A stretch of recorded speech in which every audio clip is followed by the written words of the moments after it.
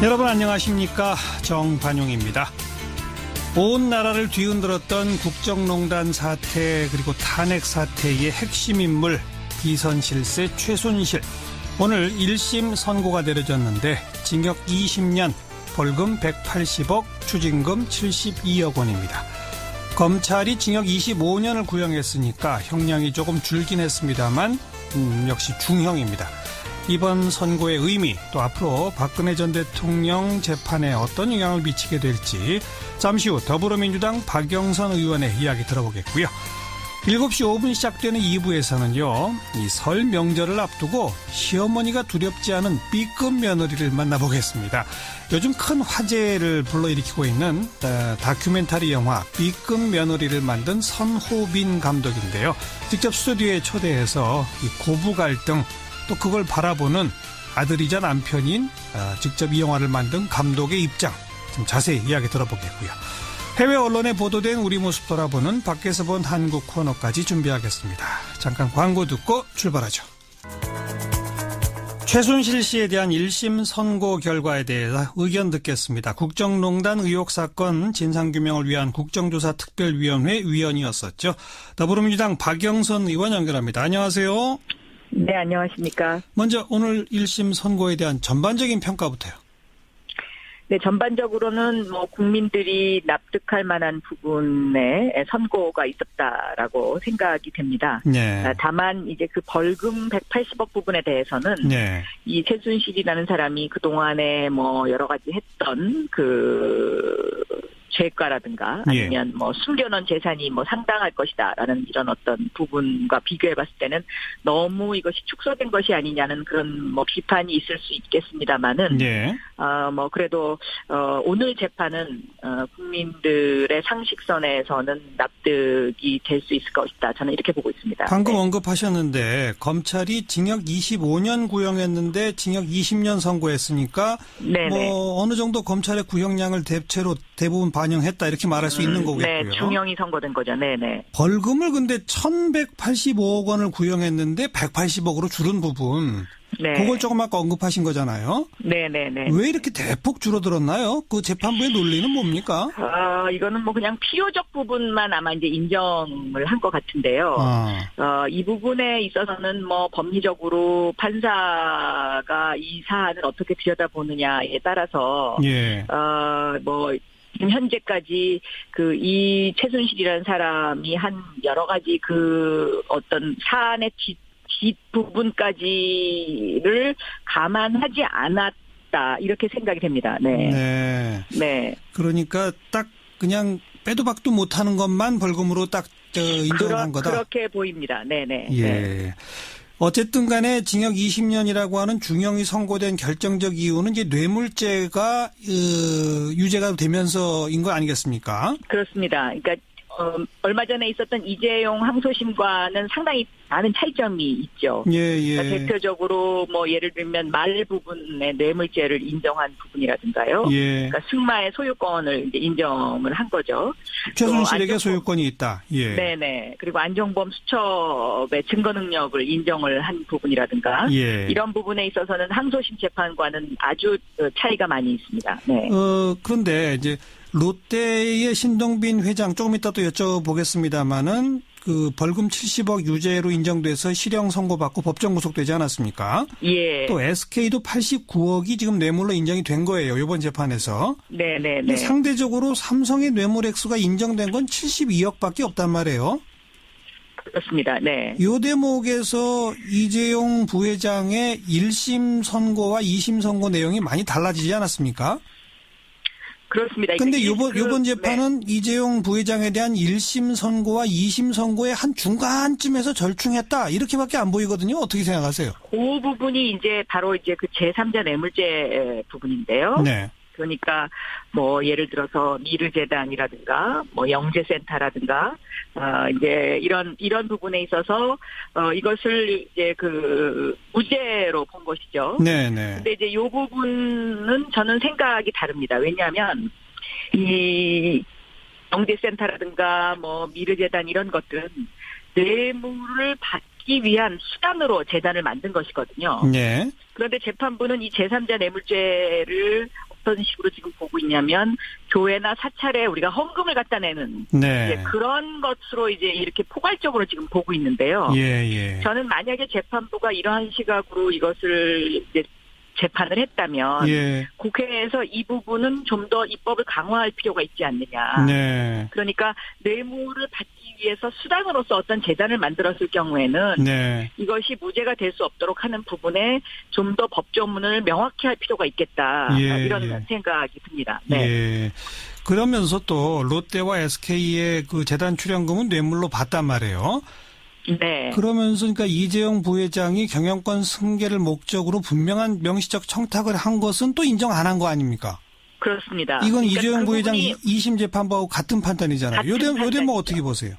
그 대목에는 저는 동의할 수 없는 거죠. 으흠. 왜냐하면 이제 바로 그 부분이 이제 국민연금을 건드려서 네. 그 삼성의 그 재산과 상속 부분을 이제 아주 교묘한 방법으로 이제 승계를 하기 위한 거죠. 세금을 안 내고. 삼성물산과 제일모직 합병을 국민연금이 찬성하도록 압력을 넣었다, 뭐 이런 거잖아요. 그렇죠. 예. 유도한 거죠. 예. 그리고 이것은 삼성이 제가 보기엔 이러한 목적을 가지고 최순실에게 접근을 한 것이거든요. 예. 그런데 이제 재판부가 지속적으로 지금 오늘 최순실 1심 재판부도 그렇고 이재용 항소심 재판부에서도 이 부분을 인정을 안 했는데 네. 사실은 국민들은 이 부분에 굉장히 많이 분노를 하고 있는 겁니다. 예. 그래서 제가 오늘 열린 토론회에서 3판 시대를 끝내야 된다. 그러니까 법원에 일부 존재하고 있는 삼성과 그 판사의 어떤 그 커넥션, 예. 연결관계 예. 이 부분을 이제는 끝내야 되지 않겠냐. 제가 오늘 그것을 강조한 이유가 바로 거기에 있습니다. 오늘 어떤 토론회가 열렸었죠? 오늘 민주정책연구원 주최로 해서 이제 긴급 토론회, 이재용 재판 이대로 좋은가, 이건 다시는 있어서는 안 된다라는 예. 주제의 이제 토론회가 오전 10시에 예. 그 김민석 원장 주재로 있었습니다. 네. 더불어민주당 당내 연구소인 민주정책연구원 주최로. 네, 그렇습니다. 네. 좀 아까 삼성과 판사를 연결시켜서 3판 시대란 말을 쓰셨는데 이게 원래 있는 용어입니까? 만드신 용어? 그렇지 않습니다. 그러니까 보통 이제 우리가 지방에 내려가면 향판이라고 하는데 이 향판이 반드시 나쁜 뜻으로 쓰이는 것은 아닙니다. 예. 이제 그 고장에서 일어났던 일들을 주로 담당하면서 다른 곳으로 가지 않고 이제 그곳에서 이제 일하시는 판사들을 향판이라고 얘기하는데 예. 거기에서 제가 그냥 따온 것입니다. 그래서 이 법원의 일부, 그러니까는 다 그렇지 않습니다. 근데 그 일부 판사분들이 삼성에 이렇게 좀 기울어진 재판을 하는 판사들이 좀 있습니다. 아직도. 예. 그래서 보통 이제 그 재벌 형량이 따로 있냐, 네. 재벌 양형이 따로 있냐, 이제 이런 어떤 비판이 있어왔던 것이죠. 네. 오늘 오전에 이 토론회를 여신 걸 두고 최순실 1심 선고 날을 일부러 토론회 날짜로 잡은 거 아니냐. 이건 정치권, 정당이 사법부를 압박하려는 것 아니냐라는 지적도 있습니다. 어떻게 생각하세요? 제가 주최자는 아니기 때문에 왜 오늘 그 토론회가 잡혔는지에 대해서는 자세한 내막은 알 수가 없는데요. 네. 아마 설을 앞두고 있어서 날짜를 이렇게 유연하게 잡기는 조금 힘들었지 않나. 저는 그런 생각을 합니다. 꼭 예. 오늘이 무슨 최순실 재판에 어떤 그 압력을 행사하기 위해서 그 세미나가 있었다고 생각하지는 않습니다. 예. 네. 하긴 판결문과 판결문을 오늘 오전에 쓰진 않았겠죠. 그렇습니다. 이미 써놨겠죠. 아마 한 2, 3일 전에 다 끝내놨을 겁니다. 네. 자, 그리고 청와대 안종범 전 수석에 대해서는 구형량이 징역 6년 벌금 1억인데 그대로 선고가 내려졌네요. 이건 어떻게 보십니까? 그만큼 이제 공직자에 대해서는 좀 더 강화된 그 판사의 입장이다. 저는 그렇게 보고 있습니다. 네, 그래서 네. 대한민국의 공정을 이끌어야 되고 또 정의로운 어떤 대한민국의 철학을 구현해야 되는 공직자가 이렇게 어떤 재단에 연루돼서 이러한 일을 하는 것은 이거는 옳지 못하다. 그런 좀 강한 의지가 있지 않았나 이렇게 생각합니다. 그다음 신동빈 롯데 회장에 대해서는 구형이 징역 4년 추징금 70억인데 징역 2년 6개월 추징금 70억입니다. 그 구형보다는 형량이 좀 줄어들었지만 실형 선고하고 법정 구속은 하긴 했어요. 이건 어떻게 보세요? 저는 일단 실형이 선고됐다는 것을 좀 유념해서 볼 필요가 있겠다. 네. 왜냐하면 이 실형 선고라는 이 부분이 일단은 롯데와 다른 재벌과의 어떤 좀 약간 차이점도 있고요. 예. 그래서 요 부분은 2심에서 요것이 어떻게 될지 좀 더 유념해서 봐야 되는 부분이 아닌가 이렇게 생각이 되고 있습니다. 네. 보통 재벌 회장한테 1심에서 이렇게 2년 6개월 정도 하면 2심 가서 집행유예로 나오는 경우가 많더라고요. 그렇습니다. 네. 그래서 이것을 좀 더 유념해서 좀 앞으로 더 지켜봐야 되는 부분이다라는 생각이 듭니다. 네. 그리고 이번 선고 내용 아까도 질문에 있었습니다마는 이재용 부회장에 대한 1심 선고에서 인정된 것과 2심 선고에서 인정된 것 사이에 중간 정도란 말이에요. 예. 그럼 이게 이재용 부회장 대법원 재판에도 무슨 영향을 미치나요? 이런 선고가? 저는 조금 영향은 있을 거라고 생각합니다. 그러니까 대법원에서 아마 이재용 부회장의 선고와 관련해서 굉장히 치열한 논쟁이 있을 것 같은데요. 예. 적당한 선에서 지금 이번 선고를 내리지 않았나 저는 그렇게 보고 있습니다. 예, 그러니까 예.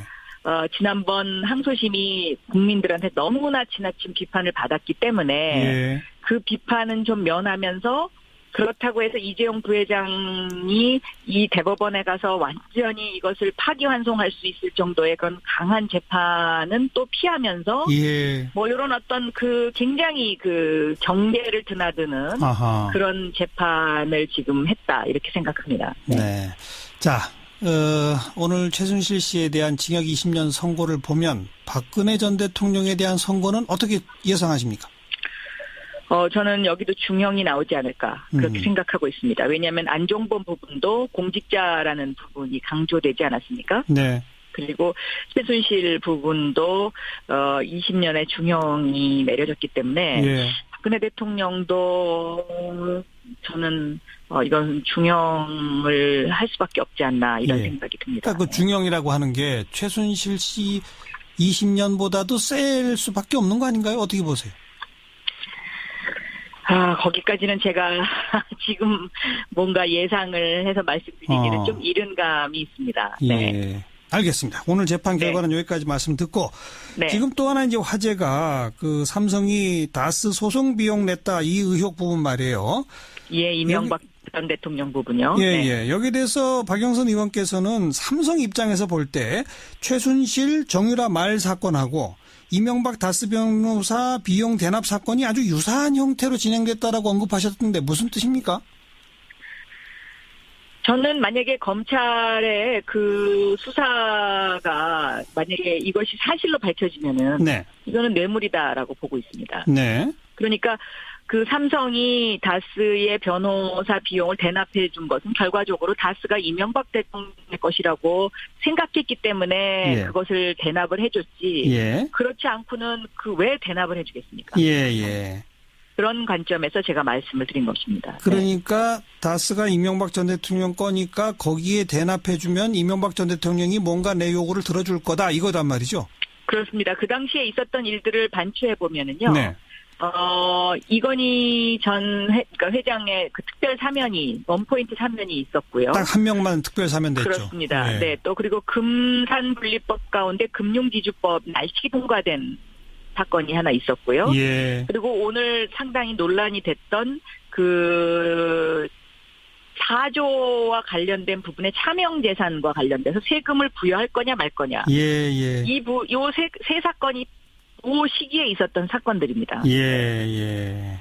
바로 그런 데서 이명박 전 대통령에게 뭔가를 요구하며 이걸 대납했다라고 지금 보시는 거고.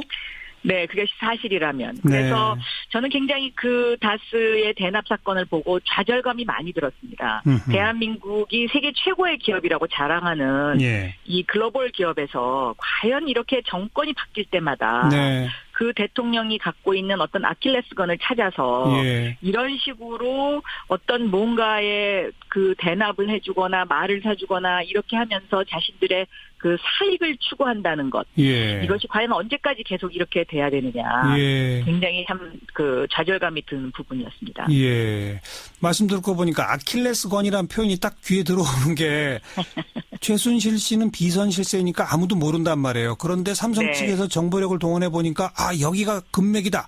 여기에 돈을 네. 찔러 넣자. 뭐 아마 이렇게 됐을 네. 거고. 네네. 그리고 다스 의혹은 있었지만 삼성이 볼 때 이건 이명박 전 대통령 거다. 이거 아킬레스건이다. 이런 거란 말이죠. 그렇습니다. 네. 그거는 삼성 아니면 그러니까 모르는 거기를 것들이네요. 딱 잡고 있는 거죠. 네. 네. 그 정권의 어떤 그 아킬레스건을 딱 쥐고서 자신들의 그 사리사욕과 기업의 사익을 위해서 세금을 제대로 내지 않고 뭔가 재산 상속을 계속한다. 예. 이거는 저는 굉장히 그 대한민국의 정의를 위해서 그리고 미래를 위해서 반드시 고쳐야 되는 부분이다라고 보고 있는 것입니다. 이명박 전 대통령 동계올림픽 끝나고 검찰 수사 받을 가능성은 대단히 높아 보이는데 어떻게 예상하시고? 저는 네 법정에 설 수밖에 없다 이렇게 보고 있습니다. 구속 이제는 막다른 골목에 서 있는 것이거든요. 그러니까 법정에 설 수밖에 없다는 건 이제 기소까지는 간다는 얘기인데 네. 구속 여부에 대해서는 어떻게 생각하세요? 저는 지금까지 드러난 사실이 모두 사실이라면 이거는 구속될 수밖에 없다고 보고 있습니다. 왜냐하면 네. 다른 사람과의 형평의 원칙도 있는 것이고요. 네. 그런데 워낙 증거를 많이 인멸을 하고 또 여러 가지 아직까지도 그 법조계의 이명박 대통령 시절에 혜택을 받았던 사람들이 중요한 직책에 앉아 계신 분들이 많이 있기 때문에 예. 그 부분에 대해서 제가 단언을 하기는 힘듭니다만은 제대로 된 검사와 제대로 된 판사라면 저는 이것은 구속을 할 수밖에 없지 않나 이렇게 보고 있습니다. 여기까지 듣겠습니다. 고맙습니다. 네, 감사합니다. 더불어민주당 박영선 의원이었습니다. 윤태권 실장 어서 오십시오. 네, 안녕하세요. 벌써부터 이런 느낌이 들었던 뉴스인데 오늘 6.13 지방선거 예비 후보자 등록이 시작됐다고요? 예, 지금 평창 동계올림픽 남북 관계 진전 등으로 해가지고 좀 관심 바뀌지만 그러니까 벌써 이런 생각이 든단 말이에요. 120일 남았어요. 120일. 예, 120일 전부터 예비 후보 등록이 가능합니다. 예비 후보 등록하면 뭘 할 수 있는 거예요? 제가 이걸 먼저 설명드려야 될 것 같아요. 왜 이게 생겼느냐? 현직을 가지고 있는 정치인들하고 차별 문제 때문이에요. 아하. 예컨대 단체장이나 좀 전에 나온 박영선 의원이나 이런 분들은 나를 찍어주십시오. 이런 선거운동 직접 하지는 않더라도 활동을 하는 것 자체가 인지도도 올리고 직간접적인 선거운동이 되는 거잖아요. 예. 근데 현직이 아닌 사람들은 공식 선거운동 전까지는 뭘 하면은 그게 불법 선거운동이 되는 거거든요. 아무것도 못하니까. 그렇죠. 그래서 예비 후보 제도라는 게 생긴 겁니다. 예비 후보가 되면은 선거운동 기간 전에도 오늘부터 선거사무소 설치, 명함 교부, 이메일 발송 등이 가능해요. 알겠습니다. 예. 대신에 기탁금 5분의 1을 내야 됩니다. 미리. 예. 예비 후보도 최소한의 제한을 두자는 거죠. 너무 많이 등록하면 안 되니까 시도지사나 교육감 선거 같은 경우에는 1,000만 원. 1,000만 원을 미리 내면 예비 후보 등록하고 사무소 설치할 수 있다. 그렇죠. 그러면 지금 현직을 맡고 있는 단체장이나 현직 의원이나 이런 사람들은 예비 후보 등록 굳이 할 이유가 없네요. 그렇죠. 그리고 또 직을 사퇴해야 되니까 실익이 없어요. 이제 몇몇 정치인들이 배수진을 친다는 각오를 보여주기 위해 가지고 의원직 사퇴를 검토했는데 각 당에서 강력하게 경고. 지금 현역 의원 한석이 아주 중요하니까. 그렇죠. 그래가지고 다 뜻을 접었습니다. 오늘 첫날인데 많이들 등록했나요? 이게 조금 인지도가 떨어지는 분들이 주로 했고 또 이제 지역별로 조금 다른데 보면은 이제 서울시장 같은 경우에는 녹색당 신지혜 후보 유일하게 등록했습니다. 유일하게? 박원순 시장이나 좀 전에 박영선 의원, 민병두, 우상호, 전현희 의원 이렇게 출사표를 이미 던진 분들은 아마 당 경선 후보 등록부터 시작을 할 거예요. 그렇겠네요. 대신에 충남지사 이쪽이 재밌는 것이 박수현 전 청와대 대변인, 복기환 전 아산시장 등 좀 지명도 높은 인사들이 바로 오늘 등록을 했어요. 충북지사에도 이제 몇 명이 등록을 했는데 충남 같은 경우에는 안희정 현 지사가 출마하지 않고 그리고 박수현, 복기왕 이 두 분 같은 경우에는 현직이 아니기 때문에 그렇죠. 하루라도 빨리 움직이겠다. 네. 설 연휴 동안 열심히 뛰겠다 이거죠. 경북지사 예비 후보로는 한국당의 남유진 전 구미시장, 제주도지사는 민주당 김우남 전 최고위원, 문대림 전 청와대 비서관, 박희수 전 제주도의회 의장 등이 각각 등록을 했고 부산시장 예비 후보로는 박민식 전 의원, 대전시장 예비 후보로는 남충희 바른정당 대전시당 위원장, 허태정 전 유성구청장 등이 나섰고 네. 울산시장 자리에는 민주당 소속의 송철호 변호사 국민권익위원장 지낸 분이에요. 예. 그리고 김창현 민중당 시당위원장 이렇게 등록을 했고 그리고 교육감은 많이들 하셨더라고요. 예. 전국별로 한 5명, 6명씩 많이들 한 것 같습니다. 예비 후보의 기탁금이 1,000만 원이니까 이것도 상당한 돈이긴 하지만 매우 거액이라고까지 하기는 그렇고. 그렇죠. 말하자면 1,000만 원 내고 설 기간 하루라도 빨리 움직이겠다 이런 거죠. 그런데 쭉 지금 그 몇몇 이름을 소개해 주신 걸 보니까 확실히 현역을 갖고 있는 사람들은 굳이 할 이유가 없다 해서 그런지 딱 귀에 익은 사람들 이름은 그렇게 많지는 않네요. 그러니까 이분들 같은 경우에 인지도를 하루라도 높이겠다. 또 설 연휴 기간 동안에 지역에서 시장 같은 곳에서 샅샅이 돌겠다. 이런 전략인 거죠. 예.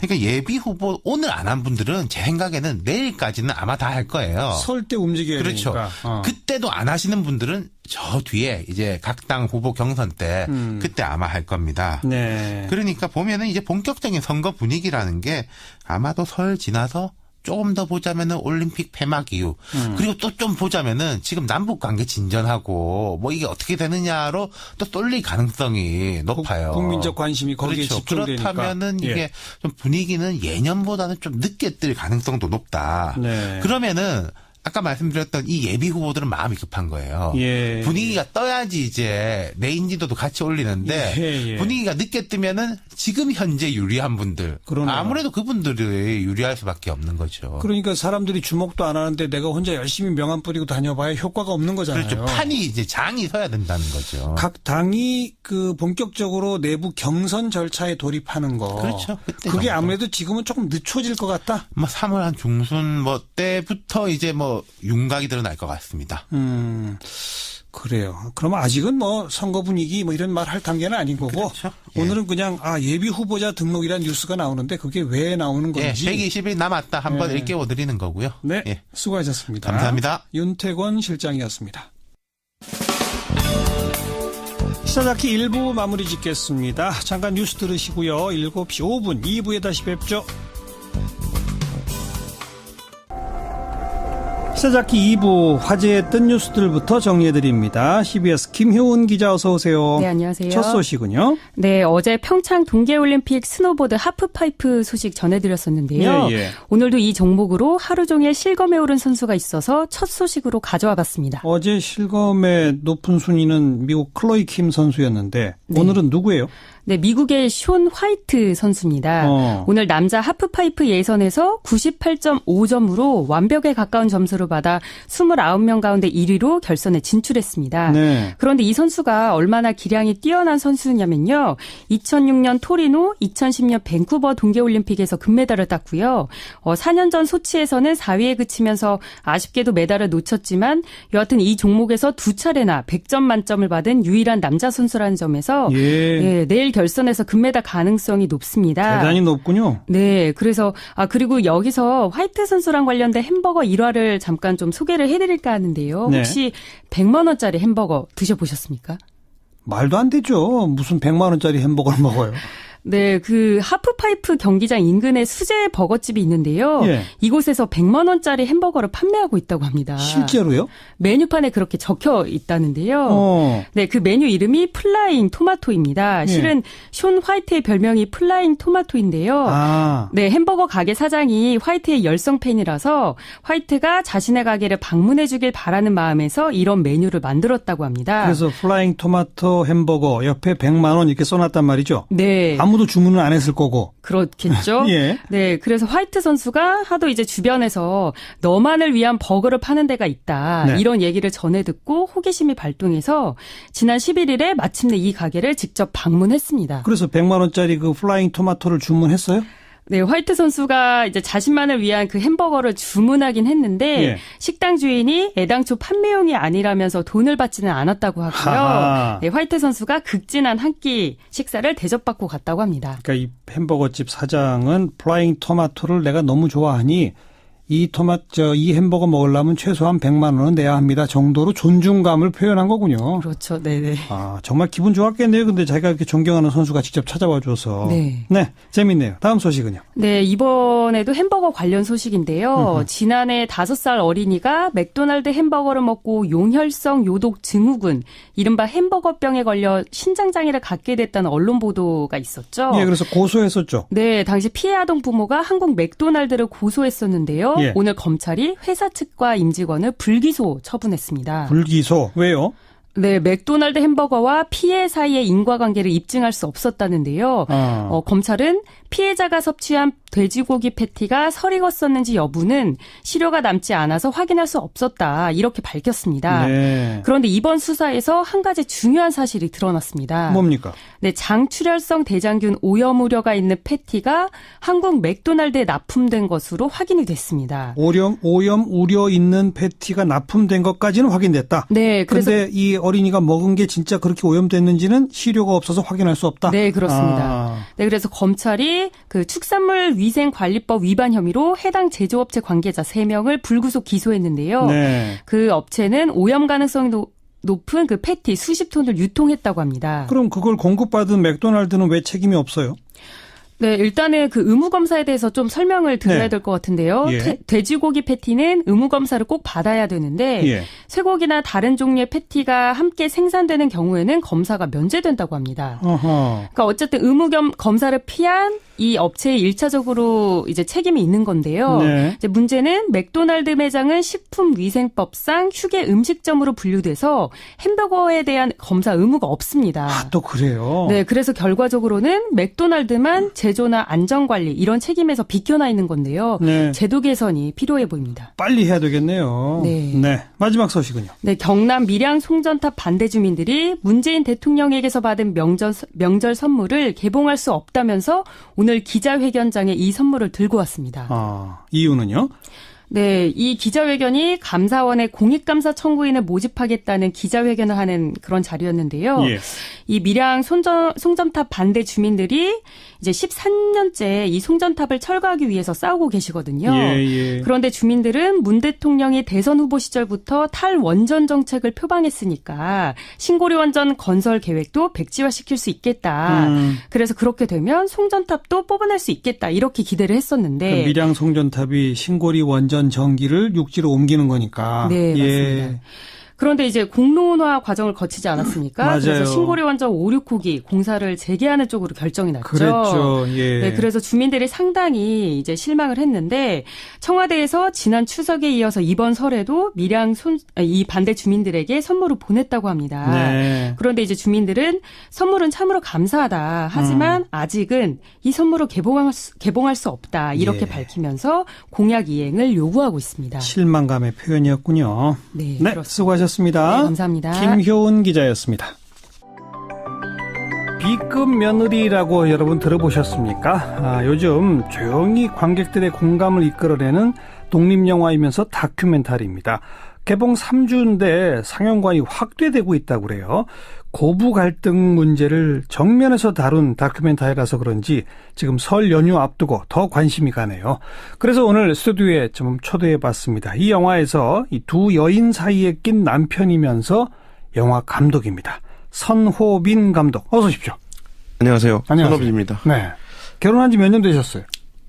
제가 이제 만으로 6년이 넘었습니다. 6년? 네. 아이는 7살이고요. 아, 결혼하자마자 낳으신 거네요. 아, 네, 그렇습니다. 예. 아이도 만으로는 아직 6살이고요. 그렇죠. 네. 그런데 내가 이걸 영화로 좀 해야 되겠다는 걸 언제부터 생각하시기 시작한 거예요? 그거는 이제 결혼 한 3년 차 정도 됐을 때 이제 진영이 저희 아내 이름이 김진영인데 여주인공. 네, 여주인공 이름이. 예. 진영이가 선언을 했어요. 시댁에 가지 않겠다. 아예 안 간다? 네. 그래서 그때부터 사실 그전에는 제가 관심이 별로 없다가 예. 그때부터 발등에 불이 떨어져갖고 예. 예. 뭐 어떻게 된 거냐 뭐 이제 그러면서 그때부터 뭐랄까 제가 어떤 행동을 하고 문제를 인식하고 막 네. 움직이게 되면서 네. 그때부터 영화도 그때부터 좀 생각을 하게 됐어요. 네. 결혼 3년 지내면서 아내가 어머니한테 안 가겠다.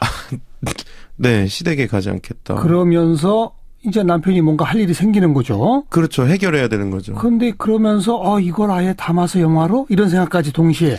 그거는 약간은 시차는 있는데. 물론. 네. 그래서 뭐 어떻게 된 거야 뭐 이제 그러다가. 자, 어떻게 된 겁니까? 왜 3년 차에 안 간다고 그런 거예요?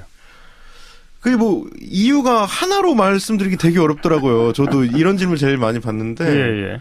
뭐 이건 이것 뭐 A는 B, B는 C, C는 D 뭐 이것 막 연쇄적으로 그래서 그러니까 한마디로 얘기하면 일단 이제 그 간섭이나 참견이 많으셨던 것 같고 어머니가 네 그리고 이제 진영이가 그거를 거부를 표시했을 때 되게 못 받아들이셨달까 네. 그런 말하자면 아직도 내 품의 아들로 이렇게 생각하시고 저희 집에 뭐 집기부터 뭐 이렇게 좀 간섭을 하신 것 같아요. 그리고 그런 와중에 조금 진영이가 어떤 불편함을 내색을 했을 때 또 되게 이제 어른한테 걔는 이제 걔드냐? 전형적인 이제 어른들의 그 대응이랄까 그런 것들이 쌓이면서 그날이 선언한 날이 기억이 나거든요. 네. 이제 할아버지 제삿날이었는데 그날 굉장히 안 좋게 제사를 안 좋은 분위기에서 지내고 와서 집에 와서 그렇게 얘기했던 기억이 납니다. 그날 터진 거죠. 그렇게 쌓여오다가. 손호빈 감독이 지금 앞에 저한테 답변하면서 이랬던 것 같아요. 이렇게 표현했어요.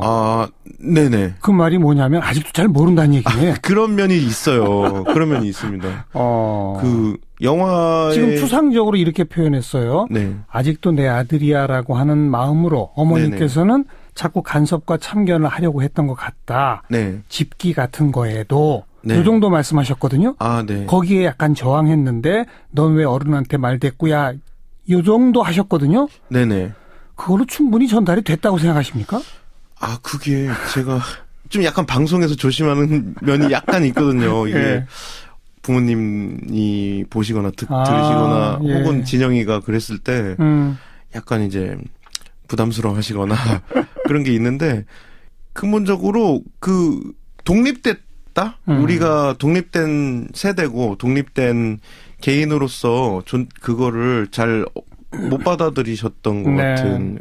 네. 그 추정컨대. 네네. 어머니가 수시로 지금 이제 따로 살잖아요. 네네. 근데도 수시로 오시고 싶어 하죠. 자주 오셨습니다. 그러니까. 그 손자가 태어나면서부터. 그러니까. 자주 오셨고. 손자 보러 온다고 하면서. 올 때마다 이제 반찬이나 뭐 이런 거 말을 하시죠.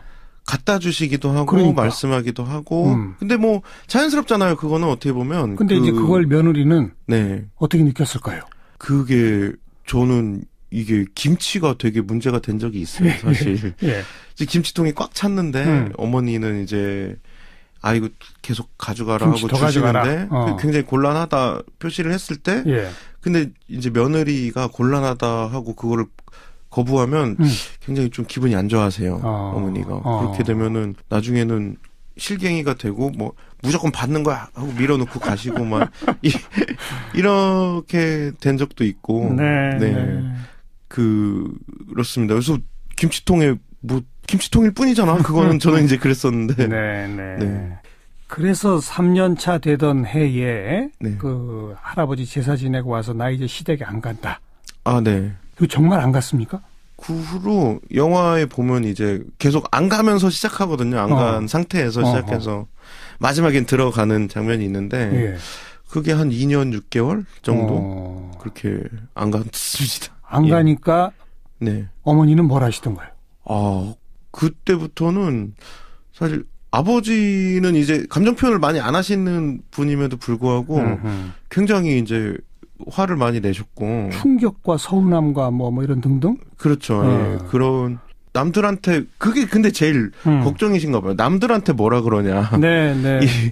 남들은 손주가 매주 이렇게 와서 같이 놀고 그런데 우리는 도대체 무슨 죄를 졌길래 그러는 거냐 하면서 많이 말씀하신 대로 충격을 많이 받으셨죠. 네, 네.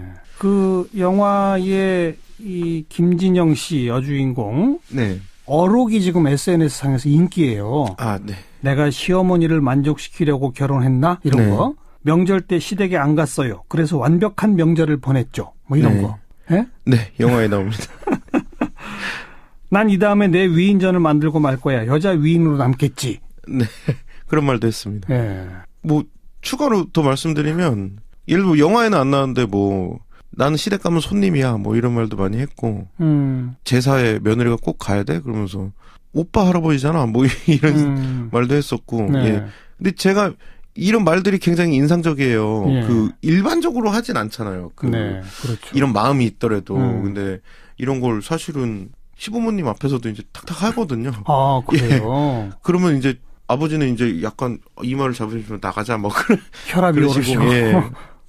더 이상 뭐랄까 얘기를 하기 싫어하시는 그런 예. 건데 저는 이게 제가 사실은 영화를 만들겠다고 생각한 거는 요 포인트가 컸어요. 그 진영의 질문 방식이 네. 어떻게 보면 황당하지만 어떻게 보면 또 훨씬 근본적인 질문 같다는 생각이 들었어요. 저는 따지고 보면 원칙적인 질문이죠. 굉장히 교과서적인. 네, 예. 네, 네. 그래서 아무도 묻지 않는 이런 방식으로 묻는 게 오히려 이 명절은 뭐고 가족은 뭔가 하고 약간 바라볼 수 있는 계기가 될 것 같고 그 질문에 그리고 제가 답을 못 하겠더라고요. 예, 예. 예. 그 답을 찾는 과정일 수도 있어요, 영화가. 네.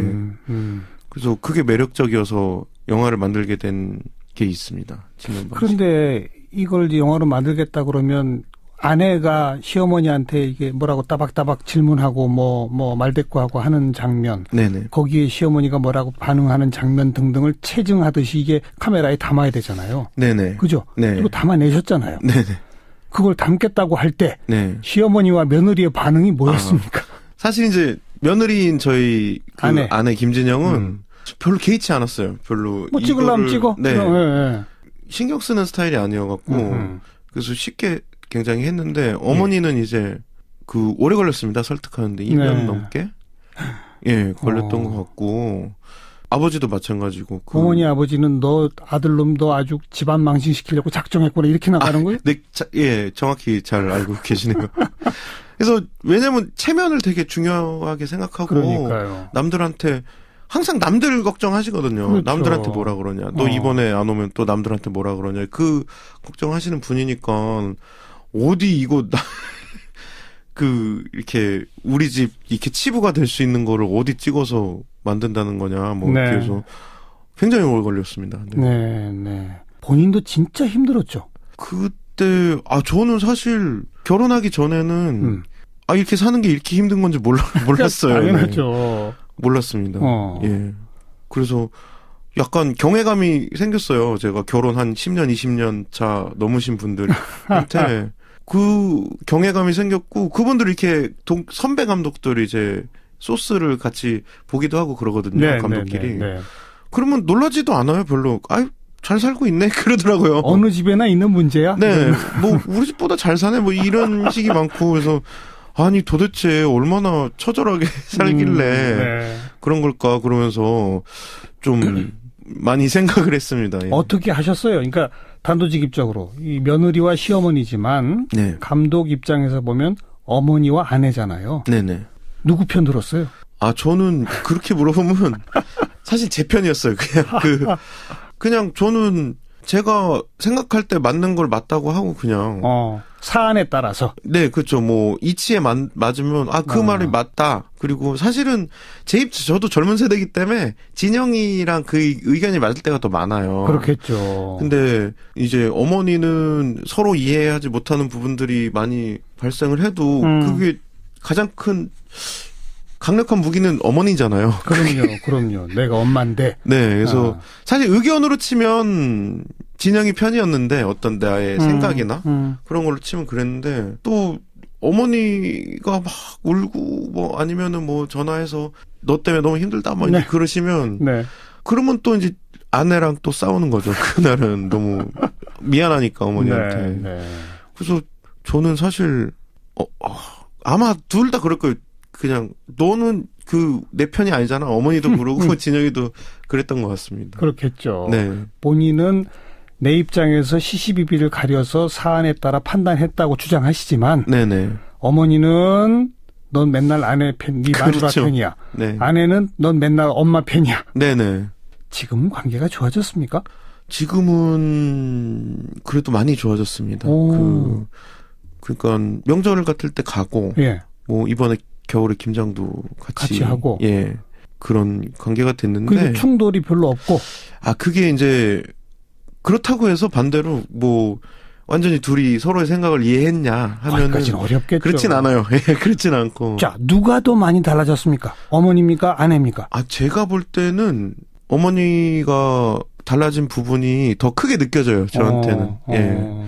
왜냐면 이제 60 넘으시고 그런 분들이 이게 뭔가 행동이 달라지는 게 쉽지 않은 것인데 그래서 남들이 볼 땐 작은 걸 수 있는데 저한테는 되게 너무 고맙더라고요, 어머니가 그게.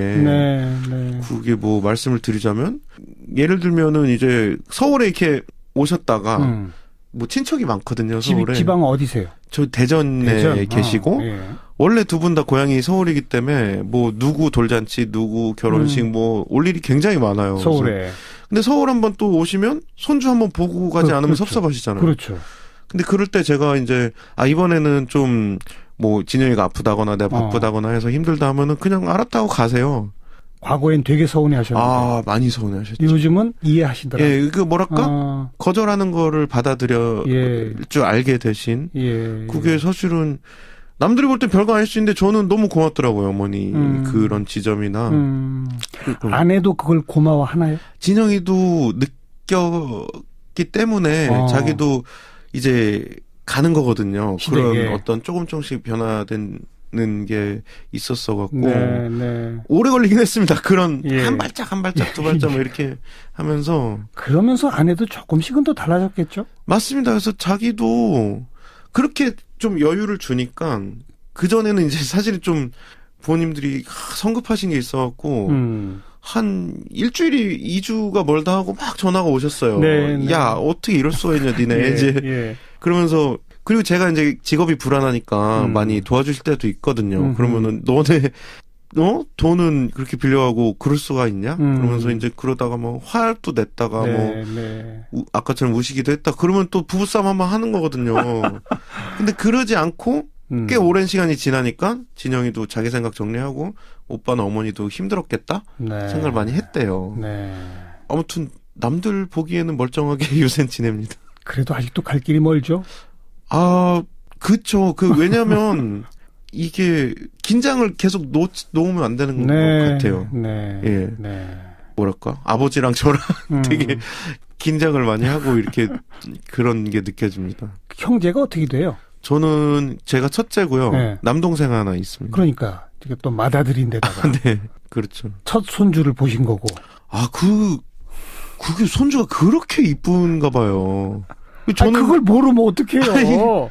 별로 안 이쁘거든요. 제가 볼 때는 그냥 애기지 뭐 그냥 그러는데 너무 이뻐하셔갖고. 자, 이쯤 되면 제가 청취자분들을 위해서 손호빈 감독의 개인정보 몇 년생이세요? 제가 1981년생입니다. 81년생 젊은 감독이 만든 젊은 아내와 살면서 부모님과 겪는 일상을 다큐멘터리로 담았고요. 그 젊은 아내는 요즘 젊은 여자들 중에서 조금은 좀 튀는 스타일. 독특한 면이 있습니다. 그런 스타일이 직접 어머님 세대와 부딪히면서 어떤 일이 벌어지는지 그게 담겨 있는 영화다. 네, 맞습니다. 그리고 그걸 지켜본 게 가족 남편이자 이제. 전부 다 각자 집에서 벌어지는 일에 한 대목씩이 다 들어있을 것으로 예상이 되고요. 맞습니다. 그런 얘기 많이 하시더라고요. 올 설에도 이제 가실 거죠? 바로 내일 모레 이 연휴가 되는데. 올 설에 저희가 좀 약간 이런 방송 일정 인터뷰가 잡혀갖고. 그래요? 가기 어려울 수도 있겠다 그 핑계가 좋잖아요. 알겠습니다. 그 영화를 어머니도 아내도 다 봤죠? 아내는 이제 뭐 여러 번 봤고 쟤랑 같이 사니까. 네. 어머니는 그 전주영화제 이제 보러 오셨다가 아버지랑 같이 앉으셨다가 못 보겠다 그러시면서 안 보셨어요? 시작 전에 나가셨어요. 그래요? 아이씨 못 보겠다 그러면서 지금도 안 보신 상태예요? 아직 안 봤어요. 그래서 저도 내용은 이제 다 알려드리고 아마 아들 모르게 갔다 오시지 않았을까요, 영화를? 그럴 수도 근데 그러면 제가 티가 다 나시는 분이라 제가 네. 알 텐데 네. 근데 그 마음은 제가 알 것 같아요. 네. 못 보시는 네. 분의 마음은 알 것 같고 왜냐하면 저도 잘 안 보거든요. 좀 우울해요. 보면은 아이고 사실 너무 힘든 시기였어갖고 단순히 고부 갈등이 아니고 네. 애기 키우고 이제 뭐랄까 이 시대가 안 간다 적응하고. 제사에도 명절에도 안 간다 여기까지 오는 집이 그렇게 흔하지는 않죠. 그렇죠. 예. 하지만 어쨌든 엔딩은 해피엔딩이잖아요. 그래도 이렇게 저는 이 영화를 성장 영화라고 생각하는데 모든 구성원이 조금씩 성장해서 작은 해피엔딩? 이 정도는 된 것 같은. 네. 예. 마지막 그 말씀이 결론입니다. 네. 모두가 조금씩 변화하고 성장해야 한다. 이거 네. 아니겠습니까? 그런 것 같습니다. B급 며느리 만드신 선호빈 감독 함께 만났습니다. 고맙습니다. 고맙습니다. 사운드 오브 뉴스입니다. 김민아 기자 어서 오십시오. 안녕하세요. 들어볼 소리는요? 그동안 평창 동계올림픽 때문에 국내 정치권 소식은 좀 소홀했던 것 같은데요. 바른미래당이 완성됐다. 이 소리를 한번 들어보시겠습니다. 오늘 이 순간 대한민국 정치가 바뀝니다. 거의 1년 만에 해보니까 잘은 안 됩니다. 자, 지금껏 우리에게 정치란 무엇이었습니까? 갑질하는 것, 끼리끼리 해먹는 것, 싸움만 하는 것 아니었습니까? 이제는 우리가 바꿔야 합니다. 우리 함께 승리합시다. 우리 바른미래당이 가야 할 길도 지도에 없는 새로운 길입니다. 지금 우리는 죽음의 계곡을 지나고 있습니다. 국민이 원하는 정치를 해낸다면 우리는 죽음의 계곡을 반드시 살아서 건널 것입니다. 민평당에 대해 중도 계획 정권의 창출이라는 가슴 설레는 역사적 목표를 위해 언젠가는 함께해야 할 사명과 책임이 있음을 인식하면서 다시 함께하는 날을 고대하겠습니다. 네, 차례로 안철수, 유승민, 박주선 이런 목소리군요. 그렇습니다. 안철수 대표 오랜만에 송오리 창법 이거 했는데요. 목이 이게 아픈데 목을 아꼈으면 좋겠다는 생각이 좀 들었고요. 좀 말씀대로 유승민, 박주선 공동대표 체제로 지금 시작을 했는데 뭔가 영호남이 같지 않은 그림을 만들려고 한 결과다 이렇게들 평가하는 것 같습니다. 다만 유승민 공동대표의 경우에는 지방선거 결과와 관계없이 지방선거 끝나는 날 바로 사퇴하겠다 이렇게 얘기를 하고 있습니다. 그 당을 만들면서 당의 지향을 뭐라고 명시하느냐 놓고 좀 티격태격했다고 그랬잖아요. 그렇습니다. 결론이 어떻게 난 거예요? 이게 애초에 안철수, 유승민 두 사람이 합의할 때는 좀 보수적인 성향에 가까운 이런 표현들을 썼고 따라서 바른정당 쪽 인사들이 개혁적 보수와 합리적 중도의 결합 이 표현을 강령에 담자 이렇게 주장을 했거든요. 네. 근데 창당 직전에 국민의당 쪽 인사들이 합리적 중도 대신에 합리적 진보라는 표현을 쓰고 싶다 이렇게 얘기를 해서 논란이 일었죠. 이에 대해서 유승민 대표가 일종의 합의 파기다 이렇게 강하게 반발하기도 했었는데 결국 정강 정책의 진보, 중도, 보수, 햇볕 정책 이런 좀 이념에 가까운 이런 노선을 얘기하는 그런 표현들은 좀 모조리 빠진 그런 결과가 됐습니다. 아예 빼버린다? 그렇습니다. 대신 민생, 안보, 정의, 미래 이렇게 4대 강령을 강조하고 있고요. 앞으로 이제 사무처 상근인원이나 지역위원장직 등을 놓고도 양대 세력이 좀 티격태격할 것인데 이런 좀 시작부터 삐끄덕하는 모양새로 볼 것이냐 아니면 자연스러운 모습으로 볼 것이냐 좀 판단해봐야 되겠죠. 지방선거에 대표급 인사들이 나가느냐 마느냐가 계속 초미의 관심사죠. 그렇습니다. 박주선 공동대표의 경우에는 좀 광주시장 얘기도 있었는데 이거 안 나간다고 약속한 거 지키겠다 이런 입장을 분명히 했고요.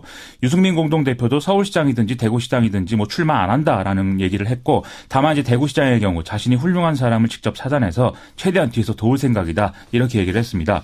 안철수 전 대표 같은 경우에는 창당 작업이 끝나면 나름대로 거취에 대한 고민을 이제 끝내고 얘기를 하겠다고 했었는데 오늘 유승민, 박주선 공동대표가 사실상 서울시장 출마 결단을 요구를 했거든요. 어허. 이게 안철수 전 대표는 출마 출마하고 자유한국당의 서울시장 후보를 못 찾는 상황이 되면 뭔가 보수연대 이런 게 수도권에서 이루어지는 거 아니냐 이런 관측도 좀 나오는 모양인데. 박원순 대 안철수 구도 뭐 이런 거. 그렇죠. 예. 물론 바른미래당은 뭐 국정농단, 수구세력 뭐와는 절대 함께 안 한다 이런 주장을 지금 하고 있는 상황입니다. 더 기다려봐야죠. 그렇습니다. 네, 다음 뉴스는요. 한국GM이 결국 군산공장 폐쇄를 전격 결정했다는데요.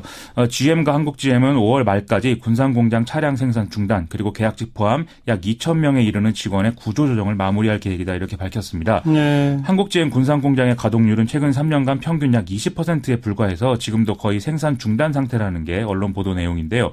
경영난을 겪고 있는 상태에서 현재 생산 설비를 유지한 채로 어떤 회생 방안 추진 이런 것들은 불가능한 것이고 따라서 경영난 타개를 위해서는 군산공장 폐쇄가 불가피하고 이게 첫 번째 자구 노력이다라는 게 한국GM 측의 설명입니다. 군산 말고 부평하고 창원에도 공장이 있죠? 그렇습니다. 거기는 그대로 유지한답니까? 이 GM 본사의 입장을 그대로 옮기자면요. 한국GM과 주요 이해관계자들이 중대한 결정이 내려질 2월 말까지 의미 있는 진전을 이뤄내야만 한다 이렇게 얘기를 하고 있는데요. 이게 애매한 표현이긴 한데 2월 말까지 정부와 2대 주주인 산업은행 등이 좀 지원에 나서는지 여부에 따라서 부평과 창원 공장의 배정될 신차 생산 물량이 달라질 수 있다. 이런 얘기로 해석이 되거든요. 만약 이 지원의 폭이나 뭐 내용이 성에 차지 않으면 공장 폐쇄도 할 수 있다는 얘기다라는 이런 해석이 좀 언론에 인용되는 상황입니다. 예. 또 이데일리 보도에 의하면 한국GM은 군산공장뿐만이 아니라 모든 사업장의 직원을 대상으로 희망퇴직 신청 접수를 시작했다고도 하는데요. 2002년에 대우차 인수하면서 GM이 15년간 경영권을 유지하겠다고 약속을 했는데 이게 끝나자마자 지금 사업 철수에 들어간 거 아니냐 이런 시각도 나오는 것 같습니다. 어쨌든 GM 본사는 이제 정부가 뭘 좀 해야 된다는 말인데 그렇죠. 정부는 입장이 있어요? 오늘 기획재정부 1차관이 주재하는 관계부처 합동 차관회의가 열렸는데요. 한국GM 측의 일방적 결정에 대해 깊은 유감을 일단 표명을 했습니다. 또 한국GM 측하고 경영 정상화 방안을 협의는 해야겠지만 이에 앞서서 실사와 회계감리가 우선이다 이런 입장도 내놨고요. 백운규 산업통상자원부 장관이 기자들과 만나서 이렇게 얘기를 했는데요. GM이 한국의 신규 투자 의지를 분명히 하는 이런 좀 긍정적인 상황이 있더라도 정부가 무조건 지원을 한다는 약속은 못한다 이렇게 얘기를 하고 있다는 겁니다. 예. 지난 7일에 GM 측과 접촉한 산업은행은 일단 외부 전문기관에 의뢰해서 실사를 진행하겠다는 이런 계획으로 진행을 하고 있다고 합니다. 노동자들하고 지역사회는 또 크게 반발하죠. 전북 군산시가 직접 입장을 냈는데요. 그동안 군산 시민들이 GM차 구매운동도 하고 신차 홍보에도 앞장섰는데 이렇게 공장 폐쇄를 결정한 것은 만행이다. 1만 3천여 명 근로자와 협력업체 직원의 생계가 달려있으니만큼 고용승계를 전제로 매각을 추진해라. 이렇게 주장을 하고 있습니다. 또 현대중공업 군산조선소에 이어서 GM 군산공장까지 폐쇄된 것은 현 정부가 문제가 있는 것이다라면서 군산공장 가동을 전제로 좀 유상증자 등의 자금 지원을 해달라 이런 요구도 내놨고요. 또 한편 한국GM 노조는 적자 경영의 책임을 노동자에게 전가시키는 조치라면서 전면 투쟁을 예고한 상황입니다. 예. 글로벌 GM이 고금리 이자, 이전 가격 문제, 과도한 매출 원가, 사용처가 불분명한 업무 지원비 이런 좀 이 경영난을 자신들이 이제 그 초래한 책임이 있는 것인데 결국 노동자들만 위기에 빠지게 됐다라는 얘기인데요. 지금 상당히 고약한 상황으로 보이는 게 벌써 보수 언론을 필두로 해서 한국GM 노조가 적자에도 성과급을 어떤 요구하는 등의 어떤 과도한 임금 부담을 지우게 한 것이 경영난의 이유다 이렇게 지금 보도를 하고 있는 것이거든요. 이런 상황이면 부평과 창원의 공장이 유지되더라도 GM에 있는 노동자들은 타격이 좀 불가피할 상황인 것으로 예상이 됩니다. 어려운 문제입니다. 그렇습니다. 네. 자, 다음 뉴스는요? 오늘 문재인 대통령이 청와대에서 라트비아 대통령하고 정상회담을 하면서 미국도 남북 대화를 긍정적으로 보고 있고 북한과 대화 의사를 밝히고 있다 이렇게 얘기를 했습니다. 이에 대해 청와대 관계자가 추가로 설명한 바를 보면은요. 마이크 펜스 미국 부통령의 발언을 중심으로 해서 여러 정보를 종합해서 내린 결론이다 이렇게 지금 설명을 하고 있다는 것입니다. 네. 청와대는 이제 이번 평창올림픽에서의 성과를 앞으로 남북대화 등등으로 계속 이어가기 위한 차곡차곡 준비를 해나가는 그런 과정이다. 이 정도로 봐야 될 것 같네요. 그렇습니다. 수고하셨어요. 고맙습니다. 김민아 기자였습니다.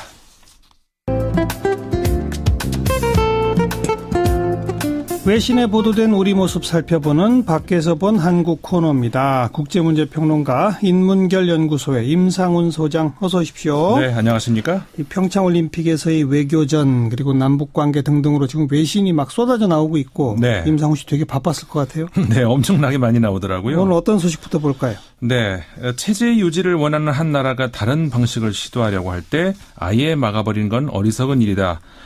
이게 그 영국의 보수 일간지 더 타임즈의 12일자 사설의 일부분입니다. 예. 여기서 이제 체제 유지라는 것이 뭘 의미하고 그 나라가 어디고 또 어떤 방식이 이게 무슨 말인가 이게 바로 북한과 미국 이야기인데요. 예. 평창올림픽이 열리고 있는 현재 선수들의 멋진 퍼포먼스 이것도 뭐 물론 흥민거리지만 어쩌면 그 이상으로 전 세계에 관심을 모으고 있는 것 이게 바로 올림픽 정치 아니겠습니까? 그렇죠. 올림픽이라는 큰 잔치가 열리고 있는 그 무대 뒤편에서 또 다른 더 큰 외교전이 이제 벌어지고 있는 거 뭐 어느 대회나 마찬가지였습니다만은 이번엔 좀 더 특별했는데요. 훨씬 더 특별하죠. 네. 예. 뭐 세계가 주시하고 있는 이제 북한 핵 문제.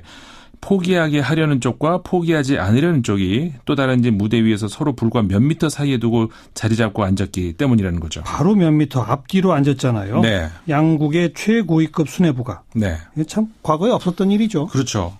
굉장히 드문 일입니다. 예. 그런데 그렇기 때문에 더더욱 이들의 일거수일투족이 그 외교적인 메시지로 비춰지기도 하고 어떤 전략적인 행동으로 비춰졌던 건데 모두가 주목하는 시선 속에서 미국은 펜스 부통령이 출발하기 전에부터 공언을 했었죠. 강한 압박과 우방국들과의 공조를 통한 봉쇄 이런 방패를 가지고 입장을 했고요. 예. 반면에 북한은 올해 초 신년사에서 김정은 위원장이 밝혔듯이 뭐 갑자기 전술을 바꿨죠. 대화라는 아주 달달한 창을 가지고 입장을 했습니다. 예. 그 무대의 호스트는 물론 문재인 대통령이었고요. 미국의 펜스 부통령은 입국 전부터 미리 일본을 먼저 들려서 도착을 했고 평창에 와서도 이동할 때마다 아베 총리와 함께 움직였고요. 예. 그러면서 평창에 모인 시선이 북한으로 향하지 못하도록 자신이 할 수 있는 모든 퍼포먼스를 보여줬습니다. 네. 결과는 외신들이 전하고 있듯이 미국과 펜스 부통령의 완패였고요. 미국 언론들은 김영남, 김여정 복식조의 절제된 퍼포먼스에 대해서 강력한 금메달 후보다. 성공적 데뷔전 뭐 이런 표현으로 펜스 아베 복식조를 압도했던 것을 인정을 했습니다. 참 표현이 재밌네요. 펜스 아베 복식조 대 김영남 김여정 복식조. 그 표현은 제가 한 거고요. 그러니까 예. 금메달 후보, 성공적 데뷔전 이런 것들이 외신에서 나온 표현입니다. 그리고 미국 언론들이 펜스 부통령이 좀 잘못된 태도를 취했다. 아주 불만스러운 평가를 많이 냈다면서요? 네, 그렇습니다. 근데 전략적 실패를 이제 인정을 한 건데요. 네. 일단 이 선수 구성부터 잘못됐다 이런 비판이 나왔습니다. 예를 들어서 이제 펜스 부통령이라는 선발 투수의 맞대응 형식으로 북한이 김영남 상임위원장이라는 타자를 썼죠. 예. 그다음에 이제 이방카라고 하는 구원 투수에 대해서 이번에는 김여정이라는 대타로 맞선다. 이런 우리가 좀 쉽게 짐작할 수 있는 부분인데. 예. 근데 이제 펜스 부통령은 그 탈북자들과의 만남, 그다음에 북한에 억류됐다가 귀국 후에 사망했던 오토 원비어 씨의 그 아버지를 대동을 했죠. 예. 물론 이들의 억한 심정과 사연은 잊으면 절대로 안 되겠지만은 적어도 외교전에 임하는 선수 구성의 측면에서 보자면은 성공하지 못했다. 이런 지적이 나오는 겁니다. 네. 그러니까 미국의 CNN 방송이 바로 그 점을 지적을 한 건데 CNN이 그 12일 방송에서 한 고위 외교 소식통의 말을 인용을 해서 이렇게 보도를 했습니다. 펜스 부통령은 오토 원비어의 아버지와 함께 탈북자들을 만남으로써 그리고 여러 차례에 걸쳐서 북한에 대해서 강경하게 언급을 함으로써 초강대국으로서의 미국의 이미지를 실추시켰다. 그러면서 이제 대북 외교적 해법에 대해서 미국은 이번에 기회를 놓친 것이다. 이렇게 판정을 내렸거든요. 그러니까 펜스 부통령 카드가 실패했다. 이제 판정을 한 거죠. 초강대국 미국을 대표했으면 조금 더 대범하게 했어야 된다 이런 거 아닐까요? 네, 그렇죠. 좀 몽졸해 보였다는 거죠. 그러니까 역시 같은 CNN 방송에서 지적했던 것이 이제 바로 그 지금 말씀하셨죠. 그러니까 좀 큰형처럼 행동하지 못하고 소인배 같은 행동을 보였다 이런 점이거든요. 늦게 입장을 했고 또 이후에도 한 번도 눈길을 북한 쪽의 그 대표 쪽을 향하지 않았던 것. 뭐 그건 또 그렇다 치더라도 우리 선수들이 입장할 때 개최국에 대한 예우 차원에서라도 좀 기립박수를 쳤더라면 그런 악평은 받지 않았을 텐데 이런 것들이 혹시 의도된 행동들이었다면 그런 전략적인 실수였다는 거죠. 네. 그 역시 CNN 방송은 이를 두고 이제 이렇게 표현하고 있습니다. 존중을 표하는 작은 제스처라도 했더라면은 북미 간의 외교적인 통로도 이끌을 수 있었을 것이다. 바로 이 차원에서 제가 이제 아까 모두에 소개해드렸던 영국의 더 타임스의 사설에 주목을 하게 된 건데요. 잘 알려졌다시피 보수 성향 일간지 아니겠습니까? 대북 정책에 있어서도 전체적으로는 미국의 봉쇄 정책에 동조를 하는 그런 논조를 가지고 있는 신문인데 이 본 사설에서도 이 신문은 트럼프 행정부의 대북 강경 노선에 동의는 하고 있습니다. 미국의 대북 강경 노선은 옳다.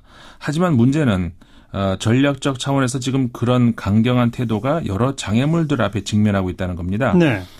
이렇게 표현을 했습니다. 북한의 자존심이라는 벽, 그리고 중국의 회피라고 하는 사막. 이러면서 이제 전략을 세우려면 이런 현실을 이해하고 거기에 맞는 새 전략을 궁리해야 된다는 거거든요. 그러니까 원칙적으로 맞더라도 상황에 따라서 좀 유연해져야 된다. 네. 근데 이번에 이 펜스는 전혀 그렇지 못했다 이런 거군요. 네, 그렇죠. 그게 이제 그 The Times가 10일자 자신들의 이제 에디토리얼, 그러니까 사설에서 주장하고 있는 바인데요. 앞서 말씀드린 대로 문재인 정부 이제 햇볕 정책의 부활을 알렸고, 북한은 여기에 화답하려는 듯이 유연한 자세로 나오고 있는데, 그렇다면은 이 맥락에서 미국은 설득력 있는 어떤 대안을 세웠어야 되는데, 네. 이 그 사설의 표현대로라면은 마이크 펜스 미국 부통령은 이 한반도의 도취감을 꺾어보려고 애썼지만 그의 행동과 발언은 모두 부적절하고 인색해 보였다는 겁니다. 인색해 보였다? 네. 그러니까 한국인들이 기립박수로 그들의 그 단일팀을 환호할 때 굳은 얼굴로 앉아 있었고, 심지어는 옆에 보셨는지 모르겠습니다만 아베 총리가 일어서려다가 엉거주춤 다시 앉는 좀 서툰 행동까지 나왔거든요. 예. 그리고 또 지도자 환영 리셉션 장소에도 단 5분만 머물다가 떠났고, 네. 그렇게 해가면서까지 북한의 핵무기 축소에 대해서 논의할 준비가 돼 있지 않는 한 미국은 북한에 대해서 어떤 압박 완화도 지지할 의사가 없음을 보여준 건데, 과연 이게 미국이 보여주려던 최종 병기였을까? 좀 그런 것 치고는 실망스러웠다는 겁니다. 그러니까 북한이라고 하는 상대방도 있기 때문에 하고 싶은 대로만 해서는 안 된단 말이잖아요. 네네, 그렇죠. 결국은. 네. 그러면서 이제 이 신문이 써내려간 문장이 바로 모두에 소개해드렸던 체제 유지를 원하는 나라가 다른 방식을 시도하려고 할 때 그 방식을 아예 막아버리는 건 어리석은 일이다. 이 문장이었거든요. 이게 그러니까 체제 유지를 원하는 북한이 다른 방식인 대화를 시도하려고 할 때 네. 그걸 아예 막는 건 어리석다 이 말이군요. 네, 그렇죠. 그 말입니다. 그래서 이제 중국을 냉전으로부터 이끌어낸 것도, 그리고 소비에트 공산주의를 종식시킨 것도 모두 미국의 무력이 아니라 대탕트였다.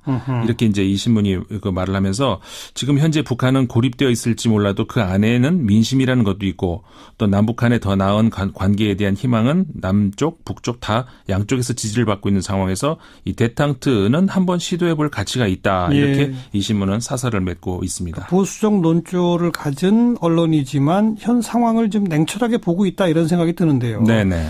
그런데 이제 정말 궁금한 거는 올림픽 현장까지 와서 그렇게 미국 언론으로부터도 혹평을 받을 만큼 좀 고약한 행동을 벌였던 마이크 펜스 부통령이 귀국하는 전용기 안에서 네. 언론 인터뷰를 통해서는 북한과 대화할 수 있다는 식의 또 말을 했단 말이에요. 네, 그렇죠. 어찌 보자면 아주 정반대가 되는 행동을 갑자기 보인 거란 말이죠. 네, 갑자기 벌어진 일이라서. 네, 예.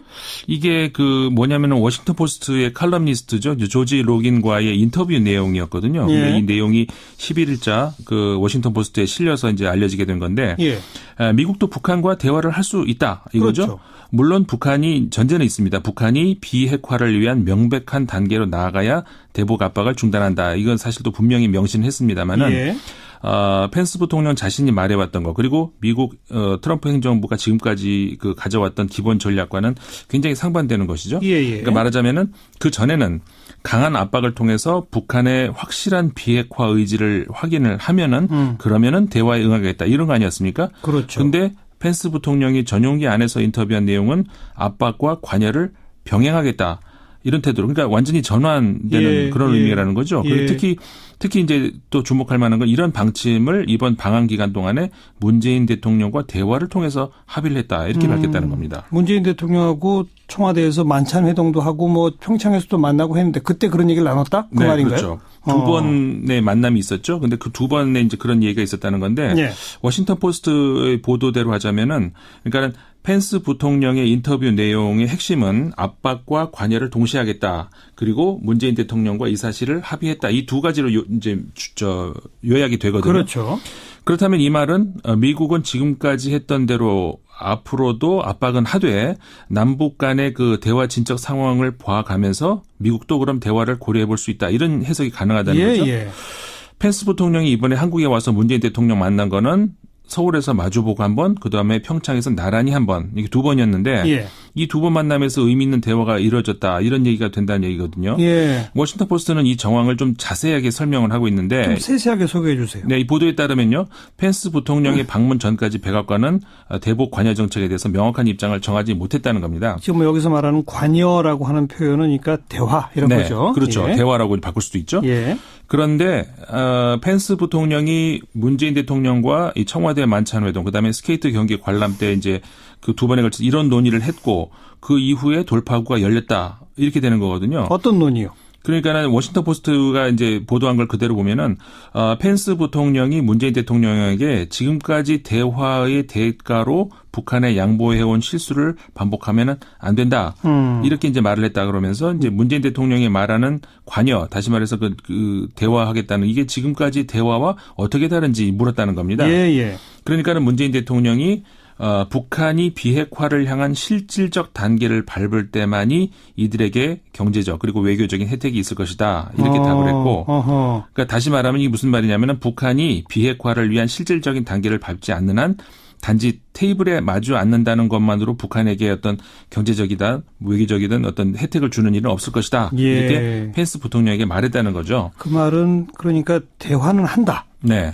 전제 없이. 네네. 하지만 대화를 한다는 것만으로 뭔가 양보하진 않겠다. 그렇죠. 북한이 뭔가 행동하면 우리도 그만큼 뭐 혜택을 준다. 네. 그런 식으로 답변을 했다. 네, 그렇죠. 대화에 대한 대가로 뭔가를 지불하는 건 없을 거라는 거죠. 대화 자체만으로의 대가는 없다. 그렇죠. 예.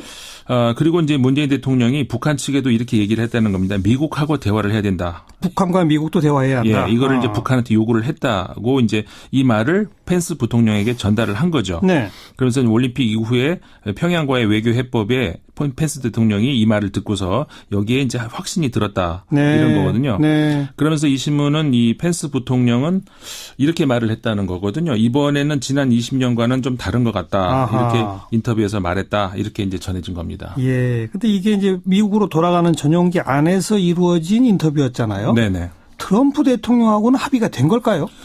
그게 이제 아직은 좀 지켜봐야 되는 겁니다. 어허. 그러니까 이 펜스 부통령의 인터뷰가 알려지면서 미국에서도 여러 반응들이 나왔거든요. 네. 한쪽에서는 이 발언이 트럼프 대통령과 조율이 안 된 발언일 거다 이렇게 말했다는 보도도 좀 나왔는데 조율이 안 됐을 거라고 하는 보도가 있어요? 네네. 예. 네, 미국에서 이제 그런 보도가 나왔습니다. 예. 그러니까. 과거에도 이런 일이 있었죠. 틸러슨 미국 국무장관이 좀 유화적인 제스처를 보였다가 바로 트럼프 대통령에게 제재를 받는 일이 있지 않습니까? 그때도 네. 바로 그 틸러슨 국무장관이 한 발언이 조건 없는 대화 네. 이런 말을 썼어요. 네네. 그러니까 거기에 대해서 백악관이 그거 아니다라고 한 거란 말이에요. 그렇죠. 지금하고 이제 똑같은 얘기인데. 그렇죠. 예.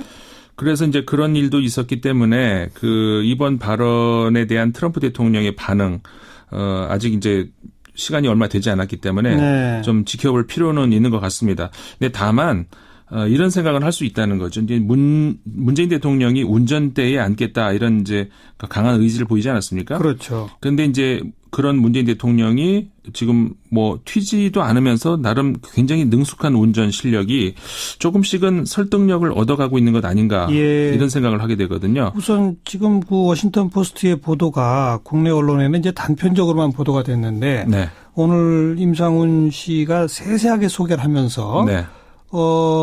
펜스 부통령이 문재인 대통령한테 뭘 물었는지 네. 지난 20년의 대화와 지금 문재인 대통령이 하려고 하는 대화는 어떤 차이가 있느냐.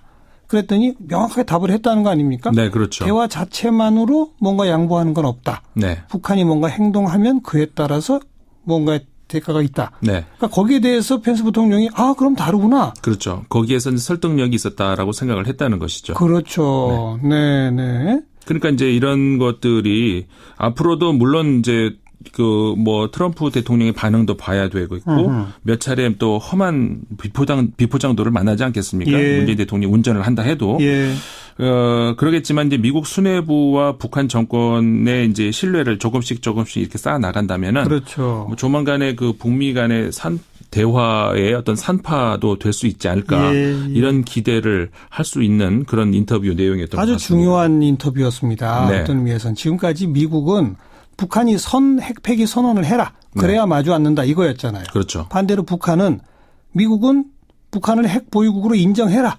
그래야 대화할 수 있다 이거였잖아요. 네네. 근데 이제 문재인 대통령은 둘 다 그러지 말고 일단 만나서 대화는 하자. 네. 그러나 대화만으로 뭔가 달라지는 건 없다. 그렇죠. 북한이 행동하면 미국도 행동하고 우리도 행동합시다. 네. 그런 원칙을 어떤 하나의 그 방향을 제시한 거다. 그렇죠. 그걸 분명히 미국에게 메시지를 이제 전해줬다 이거죠. 오늘 아주 중요한 정보를 얻었네요. 수고하셨습니다. 네, 감사합니다. 네, 임상훈 소장이었습니다. 시사자키 오늘 순서 마치겠습니다. 내일 저녁 다시 뵙죠. 안녕히 계십시오. 보여주기 위해 가지고 의원직 사퇴를 검토했는데 예. 각 당에서 강력하게 경고. 지금 현역 의원 한석이 아주 중요하니까. 그렇죠. 예. 그래가지고 다 뜻을 접었습니다. 오늘 첫날인데 많이들 등록했나요?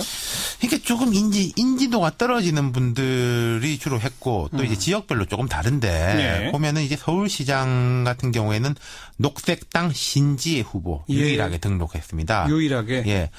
박원순 시장이나 좀 전에 박영선 의원, 민병두, 우상호, 전현희 의원 이렇게 출사표를 이미 던진 분들은 아마 당 경선 후보 등록부터 시작을 할 거예요. 그렇겠네요. 예. 대신에 충남지사 이쪽이 재밌는 것이 박수현 전 청와대 대변인, 복기환 전 아산시장 등 좀 지명도 높은 인사들이 바로 오늘 등록을 했어요. 충북지사에도 이제 몇 명이 등록을 했는데 충남 같은 경우에는 안희정 현 지사가 출마하지 않고 그리고 박수현, 복기환 이 두 분 같은 경우에는 현직이 아니기 때문에 그렇죠. 하루라도 빨리 움직이겠다. 설 연휴 동안 열심히 뛰겠다 이거죠. 경북지사 예비 후보로는 한국당의 남유진 전 구미시장, 제주도지사는 민주당 김우남 전 최고위원, 문대림 전 청와대 비서관, 박희수 전 제주도의회 의장 등이 각각 등록을 했고 부산시장 예비 후보로는 박민식 전 의원, 대전시장 예비 후보로는 남충희 바른정당 대전시당 위원장, 허태정 전 유성구청장 등이 나섰고 울산시장 자리에는 민주당 소속의 송철호 변호사 국민권익위원장 지낸 분이에요. 또 김창현 민중당 시당위원장 이렇게 등록을 했고 그리고 교육감은 많이들 하셨더라고요. 전국별로 한 5명, 6명씩 많이들 한 것 같습니다. 예비 후보의 기탁금이 1,000만 원이니까 이것도 상당한 돈이긴 하지만 매우 거액이라고까지 하기는 그렇고. 그렇죠. 말하자면 1,000만 원 내고 설 기간 하루라도 빨리 움직이겠다 이런 거죠. 그런데 쭉 지금 그 몇몇 이름을 소개해 주신 걸 보니까 확실히 현역을 갖고 있는 사람들은 굳이 할 이유가 없다 해서 그런지 딱 귀에 익은 사람들 이름은 그렇게 많지는 않네요. 그러니까 이분들 같은 경우에 인지도를 하루라도 높이겠다. 또 설 연휴 기간 동안에 지역에서 시장 같은 곳에서 샅샅이 돌겠다. 이런 전략인 거죠. 그러니까 예비 후보 오늘 안 한 분들은 제 생각에는 내일까지는 아마 다 할 거예요. 설 때 움직여야 그렇죠. 되니까. 그때도 안 하시는 분들은 저 뒤에 이제 각 당 후보 경선 때 그때 아마 할 겁니다. 그러니까 보면은 이제 본격적인 선거 분위기라는 게 아마도 설 지나서 조금 더 보자면은 올림픽 폐막 이후 그리고 또 좀 보자면은 지금 남북 관계 진전하고 이게 어떻게 되느냐로 또 쏠릴 가능성이 높아요. 국민적 관심이 거기에 그렇죠. 집중되니까. 그렇다면은 이게 좀 분위기는 예년보다는 좀 늦게 뜰 가능성도 높다. 그러면은 아까 말씀드렸던 이 예비 후보들은 마음이 급한 거예요. 분위기가 떠야지 이제 내 인지도도 같이 올리는데 분위기가 늦게 뜨면은 지금 현재 유리한 분들 아무래도 그분들이 유리할 수밖에 없는 거죠. 그러니까 사람들이 주목도 안 하는데 내가 혼자 열심히 명함 뿌리고 다녀봐야 효과가 없는 거잖아요. 그렇죠. 판이 이제 장이 서야 된다는 거죠. 각 당이 본격적으로 내부 경선 절차에 돌입하는 거. 그렇죠. 그게 아무래도 지금은 조금 늦춰질 것 같다. 3월 한 중순 때부터 이제 윤곽이 드러날 것 같습니다. 그래요. 그러면 아직은 선거 분위기 이런 말 할 단계는 아닌 거고. 그렇죠. 오늘은 그냥 예비 후보자 등록이라는 뉴스가 나오는데 그게 왜 나오는 건지. 120일 남았다 한번 일깨워 드리는 거고요. 네. 수고하셨습니다. 감사합니다. 윤태권 실장이었습니다. 시사자키 1부 마무리 짓겠습니다. 잠깐 뉴스 들으시고요. 7시 5분 2부에 다시 뵙죠. 시사자키 2부 화제의 뜬 뉴스들부터 정리해드립니다. CBS 김효은 기자 어서 오세요. 네, 안녕하세요. 첫 소식은요? 네, 어제 평창 동계올림픽 스노보드 하프파이프 소식 전해드렸었는데요. 오늘도 이 종목으로 하루 종일 실검에 오른 선수가 있어서 첫 소식으로 가져와 봤습니다. 어제 실검의 높은 순위는 미국 클로이 킴 선수였는데 오늘은 누구예요? 네, 미국의 숀 화이트 선수입니다. 오늘 남자 하프파이프 예선에서 98.5점으로 완벽에 가까운 점수를 받아 29명 가운데 1위로 결선에 진출했습니다. 네. 그런데 이 선수가 얼마나 기량이 뛰어난 선수냐면요.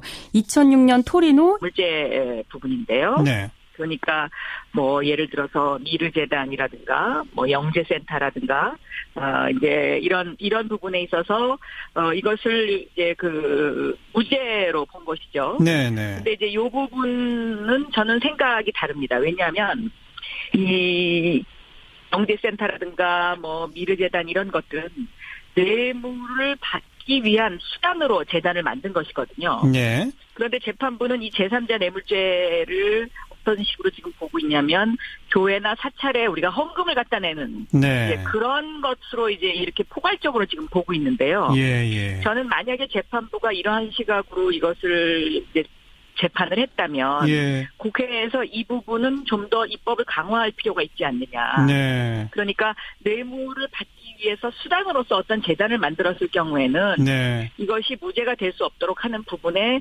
좀 더 법조문을 명확히 할 필요가 있겠다. 예. 이런 생각이 듭니다. 네. 예. 그러면서 또 롯데와 SK의 그 재단 출연금은 뇌물로 받단 말이에요. 네. 그러면서 그러니까 이재용 부회장이 경영권 승계를 목적으로 분명한 명시적 청탁을 한 것은 또 인정 안 한 거 아닙니까? 그렇습니다. 이건 그러니까 이재용 그 부회장 2심 재판부하고 같은 판단이잖아요. 요 대목 어떻게 보세요? 그 대목에는 저는 동의할 수 없는 거죠. 왜냐하면 이제 바로 그 부분이 이제 국민연금을 건드려서 네. 그 삼성의 그 재산과 상속 부분을 아주 교묘한 방법으로 이제 승계를 하기 위한 거죠. 세금을 안 내고. 삼성물산과 제일모직 합병을 국민연금이 찬성하도록 압력을 넣었다 뭐 이런 거잖아요. 그렇죠. 예. 유도한 거죠. 예. 그리고 이것은 삼성이 제가 보기엔 이러한 목적을 가지고 최순실에게 접근을 한 것이거든요. 예. 그런데 이제 재판부가 지속적으로 지금 오늘 최순실 1심 재판부도 그렇고 이재용 항소심 재판부에서도 이 부분을 인정을 안 했는데 네. 사실은 국민들은 이 부분에 굉장히 많이 분노를 하고 있는 겁니다. 예. 그래서 제가 오늘 열린 토론회에서 3판 시대를 끝내야 된다. 그러니까 법원에 일부 존재하고 있는 삼성과 그 판사의 어떤 그 커넥션, 예. 연결관계 예. 이 부분을 이제는 끝내야 되지 않겠냐. 제가 오늘 그것을 강조한 이유가 바로 거기에 있습니다. 오늘 어떤 토론회가 열렸었죠?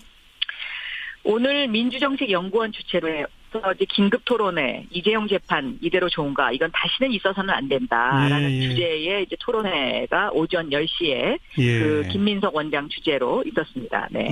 더불어민주당 당내 연구소인 민주정책연구원 주최로. 네, 그렇습니다. 네. 좀 아까 삼성과 판사를 연결시켜서 3판 시대란 말을 쓰셨는데 이게 원래 있는 용어입니까? 만드신 용어? 그렇지 않습니다. 그러니까 보통 이제 우리가 지방에 내려가면 향판이라고 하는데 이 향판이 반드시 나쁜 뜻으로 쓰이는 것은 아닙니다. 예. 이제 그 고장에서 일어났던 일들을 주로 담당하면서 다른 곳으로 가지 않고 이제 그곳에서 이제 일하시는 판사들을 향판이라고 얘기하는데 예. 거기에서 이제 제가 그냥 따온 것입니다. 그래서 이 법원의 일부, 그러니까는 다 그렇지 않습니다. 근데 그 일부 판사분들이 삼성에 이렇게 좀 기울어진 재판을 하는 판사들이 좀 있습니다. 아직도. 그래서 보통 이제 그 재벌 형량이 따로 있냐, 네. 재벌 양형이 따로 있냐, 이제 이런 어떤 비판이 있어왔던 것이죠. 네. 오늘 오전에 이 토론회를 여신 걸 두고. 최순실 1심 선고 날을 일부러 토론회 날짜로 잡은 거 아니냐. 이건 정치권, 정당이 사법부를 압박하려는 것 아니냐라는 지적도 있습니다. 어떻게 생각하세요? 제가 주최자는 아니기 때문에 왜 오늘 그 토론회가 잡혔는지에 대해서는 자세한 내막은 알 수가 없는데요. 네. 아마 설을 앞두고 있어서 날짜를 이렇게 유연하게 잡기는 조금 힘들었지 않나. 저는 그런 생각을 합니다. 꼭 오늘이 무슨 최순실 재판에 어떤 그 압력을 행사하기 위해서 그 세미나가 있었다고 생각하지는 않습니다. 네. 하긴 재판부가 판결문을 오늘 오전에 쓰진 않았겠죠. 그렇습니다. 이미 써놨겠죠. 아마 한 2, 3일 전에 다 끝내놨을 겁니다. 네. 자, 그리고 청와대 안종범 전 수석에 대해서는 여러분 안녕하십니까? 정반용입니다. 온 나라를 뒤흔들었던 국정농단 사태 그리고 탄핵 사태의 핵심 인물 비선실세 최순실. 오늘 1심 선고가 내려졌는데 징역 20년, 벌금 180억, 추징금 72억 원입니다. 검찰이 징역 25년을 구형했으니까 형량이 조금 줄긴 했습니다만 역시 중형입니다. 이번 선고의 의미, 또 앞으로 박근혜 전 대통령 재판에 어떤 영향을 미치게 될지 잠시 후 더불어민주당 박영선 의원의 이야기 들어보겠고요. 7시 5분 시작되는 2부에서는요. 이 설 명절을 앞두고 시어머니가 두렵지 않은 B급 며느리를 만나보겠습니다. 요즘 큰 화제를 불러일으키고 있는 다큐멘터리 영화 B급 며느리를 만든 선호빈 감독인데요. 직접 스튜디오에 초대해서 이 고부 갈등, 또 그걸 바라보는 아들이자 남편인 직접 이 영화를 만든 감독의 입장 좀 자세히 이야기 들어보겠고요. 해외 언론에 보도된 우리 모습 돌아보는 밖에서 본 한국 코너까지 준비하겠습니다. 잠깐 광고 듣고 출발하죠. 최순실 씨에 대한 1심 선고 결과에 대해서 의견 듣겠습니다. 국정농단 의혹 사건 진상규명을 위한 국정조사특별위원회 위원이었었죠. 더불어민주당 박영선 의원 연결합니다. 안녕하세요. 네, 안녕하십니까. 먼저 오늘 1심 선고에 대한 전반적인 평가부터요.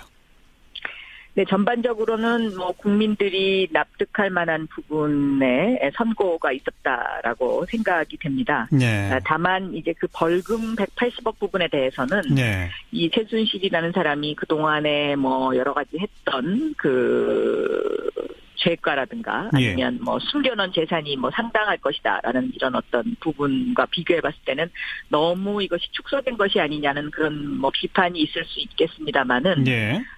그래도 오늘 재판은 국민들의 상식선에서는 납득이 될 수 있을 것이다. 저는 이렇게 보고 있습니다. 방금 네. 언급하셨는데 검찰이 징역 25년 구형했는데 징역 20년 선고했으니까 어느 정도 검찰의 구형량을 대부분 반영했다 이렇게 말할 수 있는 거겠고요. 네, 중형이 선고된 거죠. 네네. 벌금을 근데 1,185억 원을 구형했는데 180억으로 줄은 부분.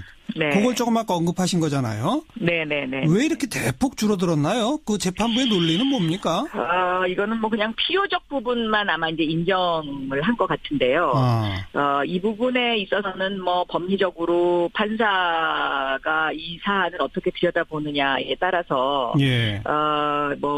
지금 현재까지 이 최순실이라는 사람이 한 여러 가지 어떤 사안의 뒷부분까지를 감안하지 않았다 이렇게 생각이 됩니다. 네. 네. 네. 그러니까 딱 그냥 빼도 박도 못하는 것만 벌금으로 딱 인정한 거다. 그렇게 보입니다. 네네. 예. 네. 어쨌든 간에 징역 20년이라고 하는 중형이 선고된 결정적 이유는 이제 뇌물죄가 유죄가 되면서인 거 아니겠습니까? 그렇습니다. 그러니까 얼마 전에 있었던 이재용 항소심과는 상당히 많은 차이점이 있죠. 예. 그러니까 대표적으로 예를 들면 말 부분의 뇌물죄를 인정한 부분이라든가요. 예. 그러니까 승마의 소유권을 이제 인정을 한 거죠. 최순실에게 소유권이 있다. 예. 네네. 그리고 안종범 수첩의 증거 능력을 인정을 한 부분이라든가 예. 이런 부분에 있어서는 항소심 재판과는 아주 차이가 많이 있습니다. 네. 그런데 이제 롯데의 신동빈 회장 조금 이따 또 여쭤보겠습니다만은 그 벌금 70억 유죄로 인정돼서 실형 선고받고 법정 구속되지 않았습니까? 예. 또 SK도 89억이 지금 뇌물로 인정이 된 거예요. 이번 재판에서. 네네네. 상대적으로 삼성의 뇌물 액수가 인정된 건 72억밖에 없단 말이에요. 그렇습니다. 네. 이 대목에서 이재용 부회장의 1심 선고와 2심 선고 내용이 많이 달라지지 않았습니까? 그렇습니다. 근데 요번 재판은 이재용 부회장에 대한 1심 선고와 2심 선고의 한 중간쯤에서 절충했다. 이렇게밖에 안 보이거든요. 어떻게 생각하세요? 그 부분이 이제 바로 이제 그 제3자 뇌물. 구형량이 징역 6년 벌금 1억인데 그대로 선고가 내려졌네요. 이건 어떻게 보십니까? 그만큼 이제 공직자에 대해서는 좀 더 강화된 판사의 입장이다. 저는 그렇게 보고 있습니다. 네, 그래서 대한민국의 공정을 이끌어야 되고 또 정의로운 어떤 대한민국의 철학을 구현해야 되는 공직자가 이렇게 어떤 재단에 연루돼서 이러한 일을 하는 것은 이거는 옳지 못하다. 그런 좀 강한 의지가 있지 않았나 이렇게 생각합니다. 그다음 신동빈 롯데 회장에 대해서는 구형이 징역 4년 추징금 70억인데 징역 2년 6개월, 추징금 70억입니다. 그 구형보다는 형량이 좀 줄어들었지만 실형 선고하고 법정 구속은 하긴 했어요. 이건 어떻게 보세요? 저는 일단 실형이 선고됐다는 것을 좀 유념해서 볼 필요가 있겠다. 네. 왜냐하면 이 실형 선고라는 이 부분이 일단은 롯데와 다른 재벌과의 어떤 좀 약간 차이점도 있고요. 예.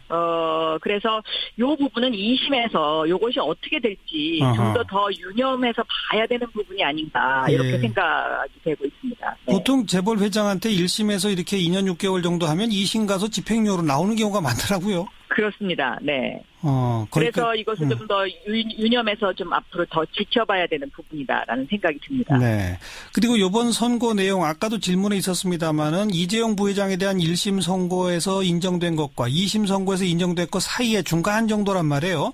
예. 그럼 이게 이재용 부회장 대법원 재판에도 무슨 영향을 미치나요? 이런 선고가? 저는 조금 영향은 있을 거라고 생각합니다. 그러니까 대법원에서 아마 이재용 부회장의 선고와 관련해서 굉장히 치열한 논쟁이 있을 것 같은데요. 예.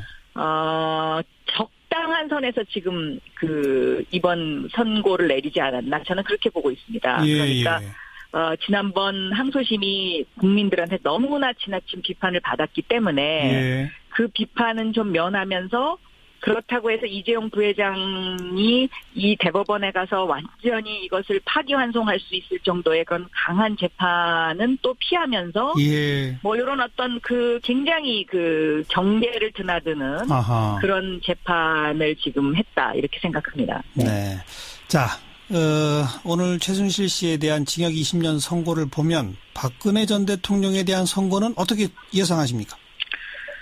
저는 여기도 중형이 나오지 않을까 그렇게 생각하고 있습니다. 왜냐하면 안종범 부분도 공직자라는 부분이 강조되지 않았습니까? 네. 그리고 최순실 부분도 20년의 중형이 내려졌기 때문에 예. 박근혜 대통령도 저는 이건 중형을 할 수밖에 없지 않나 이런 생각이 듭니다. 그러니까 그 중형이라고 하는 게 최순실 씨 20년보다도 셀 수밖에 없는 거 아닌가요? 어떻게 보세요? 거기까지는 제가 지금 뭔가 예상을 해서 말씀드리기는 좀 이른 감이 있습니다. 네. 예. 알겠습니다. 오늘 재판 결과는 여기까지 말씀 듣고 지금 또 하나 이제 화제가 삼성이 다스 소송 비용 냈다 이 의혹 부분 말이에요. 예, 이명박 전 대통령 부분요. 예. 여기에 대해서 박영선 의원께서는 삼성 입장에서 볼 때 최순실 정유라 말 사건하고 이명박 다스 변호사 비용 대납 사건이 아주 유사한 형태로 진행됐다라고 언급하셨던데 무슨 뜻입니까? 저는 만약에 검찰의 수사가 만약에 이것이 사실로 밝혀지면은 이거는 뇌물이다라고 보고 있습니다. 네. 그러니까 삼성이 다스의 변호사 비용을 대납해 준 것은 결과적으로 다스가 이명박 대통령의 것이라고 생각했기 때문에 그것을 대납을 해줬지. 그렇지 않고는 왜 대납을 해주겠습니까? 예. 그런 관점에서 제가 말씀을 드린 것입니다. 그러니까 다스가 이명박 전 대통령 거니까 거기에 대납해주면 이명박 전 대통령이 뭔가 내 요구를 들어줄 거다 이거란 말이죠? 그렇습니다. 그 당시에 있었던 일들을 반추해보면은요. 이건희 전 회장의 특별 사면이 원포인트 사면이 있었고요. 딱 한 명만 특별 사면 됐죠. 그렇습니다. 네. 또 그리고 금산분리법 가운데 금융지주법 날치기 통과된 사건이 하나 있었고요. 그리고 오늘 상당히 논란이 됐던 4조와 관련된 부분의 차명재산과 관련돼서 세금을 부여할 거냐 말 거냐. 요 세 사건이 그 시기에 있었던 사건들입니다. 바로 그런 데서 이명박 전 대통령에게 뭔가를 요구하며 이걸 대납했다라고 지금 보시는 거고. 네, 그게 사실이라면. 그래서 저는 굉장히 다스의 대납 사건을 보고 좌절감이 많이 들었습니다. 대한민국이 세계 최고의 기업이라고 자랑하는 이 글로벌 기업에서 과연 이렇게 정권이 바뀔 때마다 그 대통령이 갖고 있는 어떤 아킬레스건을 찾아서 이런 식으로 어떤 뭔가에 대납을 해주거나 말을 사주거나 이렇게 하면서 자신들의 그 사익을 추구한다는 것. 예. 이것이 과연 언제까지 계속 이렇게 돼야 되느냐. 예. 굉장히 참 그 좌절감이 드는 부분이었습니다. 예. 말씀 듣고 보니까 아킬레스건이라는 표현이 딱 귀에 들어오는 게 최순실 씨는 비선 실세니까 아무도 모른단 말이에요. 그런데 삼성 네. 측에서 정보력을 동원해 보니까 여기가 금맥이다. 여기에 돈을 네. 찔러 넣자. 뭐 아마 이렇게 됐을 네. 거고. 네네. 그리고 다스 의혹은 있었지만 삼성이 볼 때 이건 이명박 전 대통령 거다. 이거 아킬레스건이다. 이런 거란 말이죠. 그렇습니다. 네. 그거는 삼성 아니면 그러니까 모르는 거기를 것들이네요. 딱 잡고 있는 거죠. 네. 네. 그 정권의 어떤 그 아킬레스건을 딱 쥐고서 자신들의 그 사리사욕과 기업의 사익을 위해서 세금을 제대로 내지 않고 뭔가 재산 상속을 계속한다. 예. 이거는 저는 굉장히 그 대한민국의 정의를 위해서 그리고 미래를 위해서 반드시 고쳐야 되는 부분이다라고 보고 있는 것입니다. 이명박 전 대통령 동계올림픽 끝나고 검찰 수사 받을 가능성은 대단히 높아 보이는데 어떻게 예상하시고? 저는 법정에 설 수밖에 없다 이렇게 보고 있습니다. 이제는 막다른 골목에 서 있는 것이거든요. 그러니까 법정에 설 수밖에 없다는 건 이제 기소까지는 간다는 얘기인데. 네. 구속 여부에 대해서는 어떻게 생각하세요? 저는 지금까지 드러난 사실이 모두 사실이라면 이거는 구속될 수밖에 없다고 보고 있습니다. 왜냐하면 다른 사람과의 형평의 원칙도 있는 것이고요. 네. 그런데 워낙 증거를 많이 인멸을 하고 또 여러 가지 아직까지도 그 법조계의 이명박 대통령 시절에 혜택을 받았던 사람들이 중요한 직책에 앉아 계신 분들이 많이 있기 때문에 예. 그 부분에 대해서 제가 단언을 하기는 힘듭니다만은 제대로 된 검사와 제대로 된 판사라면 저는 이것은 구속을 할 수밖에 없지 않나 이렇게 보고 있습니다. 여기까지 듣겠습니다. 고맙습니다. 네, 감사합니다. 더불어민주당 박영선 의원이었습니다. 윤태권 실장 어서 오십시오. 네, 안녕하세요. 벌써부터 이런 느낌이 들었던 뉴스인데 오늘 6.13 지방선거 예비 후보자 등록이 시작됐다고요? 예, 지금 평창 동계올림픽 남북 관계 진전 등으로 해가지고 좀 관심 바뀌지만 그러니까 벌써 이런 생각이 든단 말이에요. 120일 남았어요. 120일. 예, 120일 전부터 예비 후보 등록이 가능합니다. 예비 후보 등록하면 뭘 할 수 있는 거예요? 제가 이걸 먼저 설명드려야 될 것 같아요. 왜 이게 생겼느냐? 현직을 가지고 있는 정치인들하고의 차별 문제 때문이에요. 아하. 예컨대 단체장이나 좀 전에 나온 박영선 의원이나 이런 분들은 나를 찍어주십시오. 이런 선거운동 직접 하지는 않더라도 활동을 하는 것 자체가 인지도도 올리고 직간접적인 선거운동이 되는 거잖아요. 예. 근데 현직이 아닌 사람들은 공식 선거운동 전까지는 뭘 하면은 그게 불법 선거운동이 되는 거거든요. 아무것도 못하니까. 그렇죠. 그래서 예비 후보 제도라는 게 생긴 겁니다. 예비 후보가 되면은 선거운동 기간 전에도 오늘부터 선거사무소 설치, 명함 교부, 이메일 발송 등이 가능해요. 알겠습니다. 예. 대신에 기탁금 5분의 1을 내야 됩니다. 미리? 예. 예비 후보도 최소한의 제한을 두자는 거죠. 너무 많이 등록하면 안 되니까 시도지사나 교육감 선거 같은 경우에는 1,000만 원. 1,000만 원을 미리 내면 예비 후보 등록하고 사무소 설치할 수 있다. 그렇죠. 그러면 지금 현직을 맡고 있는 단체장이나 현직 의원이나 이런 사람들은 예비 후보 등록 굳이 할 이유가 없네요. 그렇죠. 그리고 또 직을 사퇴해야 되니까 실익이 없어요. 이제 몇몇 정치인들이 배수진을 친다는 각오를